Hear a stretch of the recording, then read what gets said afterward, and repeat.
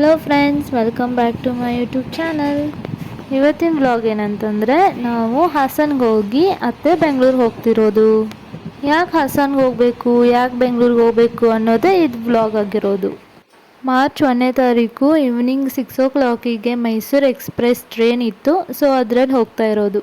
ಟ್ರೈನಲ್ಲಿ ಇದ್ದರೆ ಮಜಾನೇ ಬೇರೆ. ಸೊ ಒಟ್ಟು ನಿದ್ದೆ ಹತ್ತಲಿಲ್ಲ. ಸೊ ಇವಾಗ ಹಂಗೆ ಮಿಡ್ ನೈಟಲ್ಲಿ ಹಂಗೆ ಕುಂತಿರೋದು.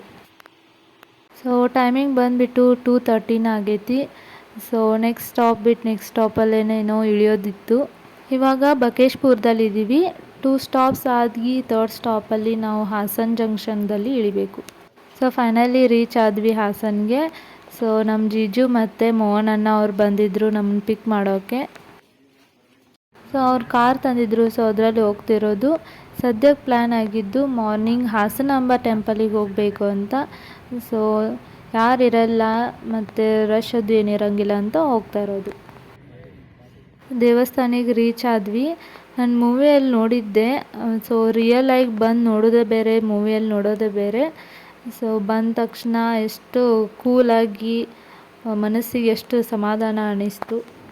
ಹಾಸನ ದಾಟಿ ಇವಾಗ ಚನ್ನರಾಯಪಟ್ಟಣಕ್ಕೆ ಹೋಗ್ತಾ ಇರೋದು. ಮಾರ್ನಿಂಗ್ 4:30 ಆಗಿತ್ತು. ಬಿಸಿ ಬಿಸಿ ಚಹಾ ಕುಡಿಬೇಕನ್ನಿಸ್ತು. ಜೀಜುಗಳ ಮನೆಗೆ ರೀಚ್ ಆದ್ವಿ. ಇವ್ರ ಮನೆ ಹಿಂದ್ಗಡೆ ತೋಟ ಇತ್ತು. ಅಡಿಕೆ ಗಿಡ, ಚಿಕ್ಕು, ತೆಂಗಿನ ಗಿಡ ಅದು ಇದ್ದಾವೆ. ಸೊ ಇವ್ರದ್ದು ಬಿಸ್ನೆಸ್ ಏನಂದರೆ, ಅಲ್ಲಿ ಇಟ್ಟಿರೋ ಅಂಥದ್ದು ಎಳ್ನೀರನ್ನ ಒಣಗಿಸಿ ತೆಂಗಿನ ತೆಗಿತಾರೆ. ಅದು ಚಿಪ್ಪು ಬೇರೆ ಕೊಬ್ಬರಿ ಬೇರೆ ಮಾಡಿ ಬಲ್ಕ್ನ ಮಾರ್ತಾರೆ. ಅದೇ ಇವ್ರದ್ದು ಬಿಸ್ನೆಸ್. ನಮ್ಮ ಅಕ್ಕ ಪ್ಲ್ಯಾನ್ ಮಾಡಿದ್ಲು ನಮ್ಮ ಮಮ್ಮಿಗೆ ಸರ್ಪ್ರೈಸ್ ಆಗಿ ಫೋನ್ ಕೊಡಬೇಕಂತ.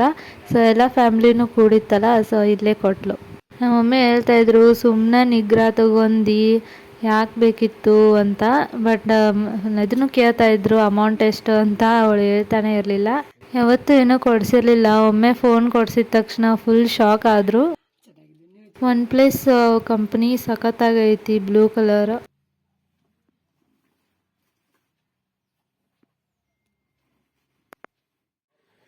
ಎಲ್ಲ ಕಡೆಯೂ ತಿರುಗಾಡ್ಬೇಕು ಅನ್ಸೋದಿತ್ತು. ಅಷ್ಟು ಗ್ರೀನ್ರಿ ಆಗಿ ಕಣ್ಣಿಗೆ ಎಷ್ಟು ಅಟ್ರಾಕ್ಷನ್ ಆಗಿ ಕಾಣಿಸ್ತಾ ಇತ್ತು. ಅಲ್ಲಿ ಬರೇ ತೆಂಗಿನ ಗಿಡಗಳು ಅದಾವು. ಅವ್ರದ್ದು ಬಿಸ್ನೆಸ್ ಅದ್ರ ಮೇಲೆ ಐತಿ. ನಾವು ಯಾಕೆ ಹಾಸನಿಗೆ ಬಂದಿದ್ದೀವಿ ಅಂದರೆ, ಲಾಸ್ಟ್ ಇಯರ್ ಜುಲೈ ಮಂತಲ್ಲಿ ಜೀಜು ನೋಡೋಕ್ಕೆ ನಮ್ಮ ಫ್ಯಾಮಿಲಿ ಎಲ್ಲ ಹೋಗಿತ್ತು. ಬಟ್ ನಮ್ಮದು ಸೆಮ್ ಎಕ್ಸಾಮ್ ಇತ್ತು ಅಂತ ನಾನು ಹೋಗಿರಲಿಲ್ಲ. ಸೊ ಇವಾಗ ಟೈಮ್ ಸಿಕ್ಕಿತ್ತು ಅಂತ ಬಂದಿದ್ದೀವಿ. ಹಾಗೆ ನಡ್ಕೊತ ಈಶ್ವರ ಸ್ವಾಮಿ ಅಂತಂದು ದೇವಸ್ಥಾನ ಇತ್ತು, ಸಣ್ಣದ ಶಿವಪ್ಪಂದ. ಸೊ ಅಲ್ಲಿಗೆ ಬಂದ್ವಿ.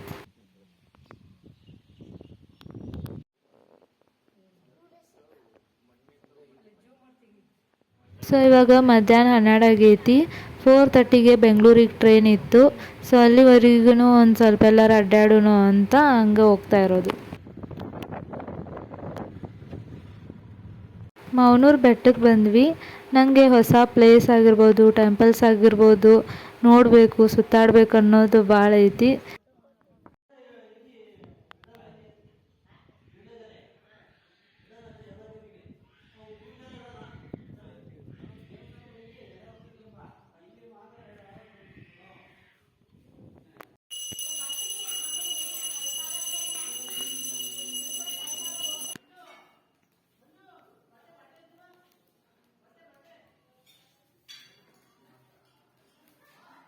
ವ್ಯೂ ಅಂತೂ ಮಸ್ತ್ ಐತಿ. ಚನ್ನರಾಯಪಟ್ಟಣ, ಹಾಸನ ಎಲ್ಲ ಊರು ಕಾಣಿಸ್ತಾವ.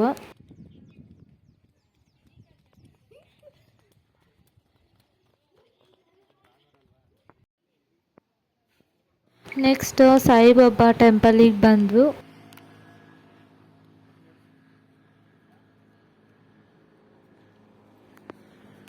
ಟೆಂಪಲ್ ಒಳಗಡೆ ಅಲವ್ ಇರಲಿಲ್ಲ ಫೋನ್ ವಿಡಿಯೋದು ಮಾಡೋಕ್ಕೆ.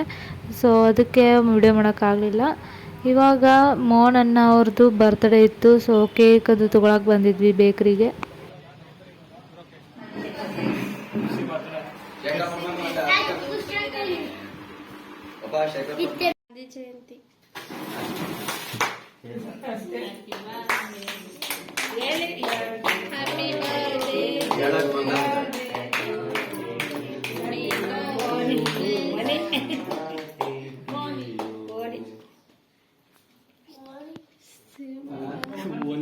ಮೋನಿ ಅವರ ಹೆಸರು.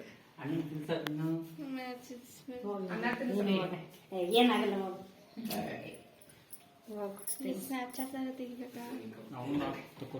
ಸೊ ಊಟ ಎಲ್ಲ ಮುಗಿಸ್ಕೊಂಡು ಇವಾಗ ಬ್ಯಾಗ್ ಪ್ಯಾಕ್ ಮಾಡ್ಕೊಂಡು ರೈಲ್ವೆ ಸ್ಟೇಷನಿಗೆ ಹೋದ್ವಿ. ಅದು ಎಲ್ಲಿ ಅಂತಂದರೆ ಶ್ರವಣ ಬೆಳಗೊಳ. ಸೊ ಅದು ಬೆಟ್ಟದ ಮೇಲೆ ಶ್ರವಣ ಬೆಳಗೊಳ ಅವ್ರ ಮೂರ್ತಿ ಇತ್ತು. ಅಲ್ಲಿ ಬೆಟ್ಟ ಹತ್ತೋದಕ್ಕದು ಆಗ್ತಾ ಇರಲಿಲ್ಲ, ಟೈಮು ಇರಲಿಲ್ಲ ಮತ್ತು ಹತ್ತೋಕ್ಕೂ ಆಗಲ್ಲ. ಸೊ ಇವಾಗ ರೈಲ್ವೆ ಸ್ಟೇಷನಿಗೆ ಬಂದಿದ್ದೀವಿ.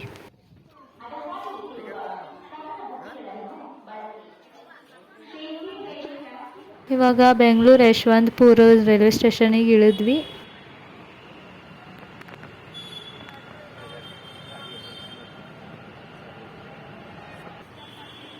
ಯಶವಂತಪುರ ಮೆಟ್ರೋ ಸ್ಟೇಷನ್ದಿಂದ JP ನಗರಿಗೆ ಹೋಗಬೇಕು. ಸೊ JP ನಗರಿಗೆ ಬಂದ ತಕ್ಷಣ ಕ್ಯಾಬ್ ಬುಕ್ ಮಾಡಿದ್ರು. ಸೊ ಅದ್ರಲ್ಲಿ ಹೋಗ್ತಾ ಇರೋದು.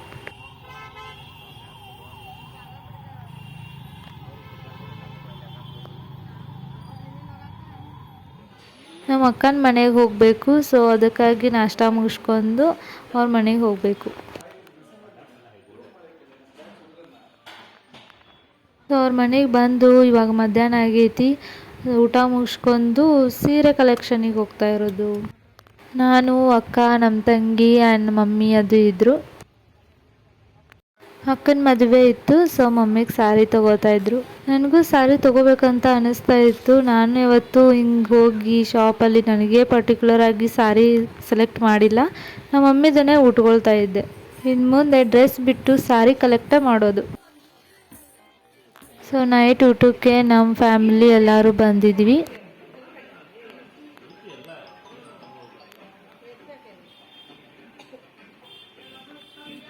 ನಾನು ಡ್ರೆಸ್ ತೊಗೊಂಡಿದ್ದೀನಿ. ಅದನ್ನು ಮ್ಯಾರೇಜ್ ಬ್ಲಾಗಲ್ಲಿ ನಿಮಗೆ ತೋರಿಸ್ತೀನಿ.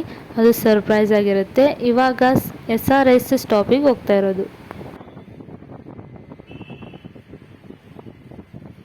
ನೈಟ್ 7:10ಗೆ ರೀಚ್ ಆದ್ವಿ. 8 o'clock ಬಸ್ ಇತ್ತು. ಸೊ ಸ್ವಲ್ಪ ಟ್ರಾಫಿಕ್ ಅದು ಇರುತ್ತೆ ಅಂತ ಜಲ್ದಿನೇ ಮನೆ ಬಿಟ್ವಿ. ಸೊ 8 o'clock ಆಯಿತು. ಬಸ್ ಬಿಡ್ತಾ ಇದೆ. ಹೋಗೋಕ್ಕೆ ಮನಸ್ಸಿಲ್ಲ. ಹಂಗೆ ನಮ್ಮ ಅಕ್ಕನ ಜೋಡಿ ಎಲ್ಲ ಸುತ್ತಾಡ್ಕೊಂತ ಇರ್ಬೇಕು ಅನ್ನಿಸ್ತಾ ಇತ್ತು. ಹಾಸನ ಎಲ್ಲ ಅಡ್ಡಾಡ್ಕೊಂತು. ಬಟ್ ಏನು ಮಾಡೋಕ್ಕಾಗಲ್ಲ, ಅನಿವಾರ್ಯ. ಕಾಲೇಜದ್ದು ಇದಾವು. ಗೈಸ್ ನೆಕ್ಸ್ಟ್ ಬ್ಲಾಗಲ್ಲಿ ಸಿಗ್ತೀನಿ.